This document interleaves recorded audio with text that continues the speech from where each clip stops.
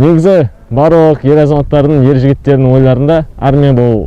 Бір жылға болса уақыт кетіру деп еді. Мен олармен толықтай келіспеймін, себебі армияда барлық жас сарбаздар өздерінің қолдарынан қару алып, отанның басына күн түскен кезде оларды қорғай алатындай шеберлікпен дайындалған офицерлер мен сержанттардың арқасында өздерінің әскери дайындығын жоғарғы дәрежеге көтеруге болады. Себебі адам айтқандай, бәле аяқ астынан келеді және оған дайын болған жақсы. Сондықтан да мен барлық азаматтарды өздерінің әскери борышын, отан алдында борышын өтеуді шақырамын.